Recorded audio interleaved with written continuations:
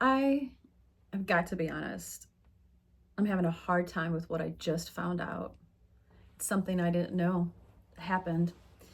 And it happened back when I was 14 years old, when I innocently had a boyfriend from church.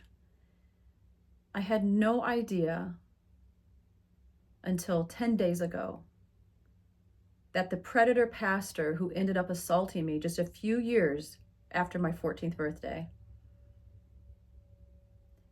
had met with my boyfriend at 14 years old, called him into his office at the church, and basically threatened him and told him that he could not be my boyfriend, he could not like me, and to leave me alone.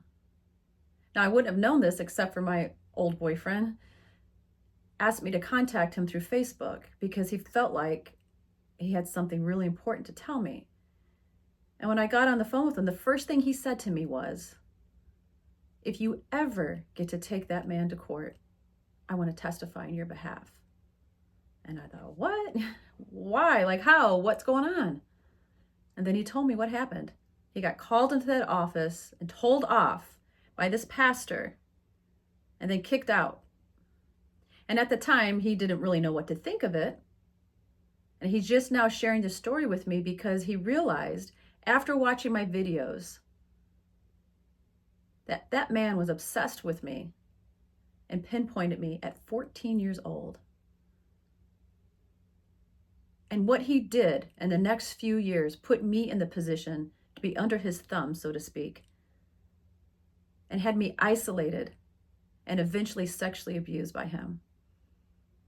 That's premeditation, that's manipulative, and that's called grooming. And I'm sickened to find this out. You guys, I've had a hard time these past 10 days since finding this out. This has been a little difficult for me to get on here and talk to you guys and tell you about everything that I've been through. And it's been really hard to hear from you, but I'm thankful for all of you victims, survivors actually, who have reached out to me. But I've been really shocked to find out there are so many other victims at the hands of this man or pastors under his leadership, which tells me that's a very toxic and abusive culture they have there. And it started before this pastor. It started when his father was pastoring. I've heard from 2 women who were sexually assaulted in the church back then when his father was leading that church by 2 different pastors. These women were brave enough to come forward and tell me about it. And it just sickens me. One of them was 8 years old.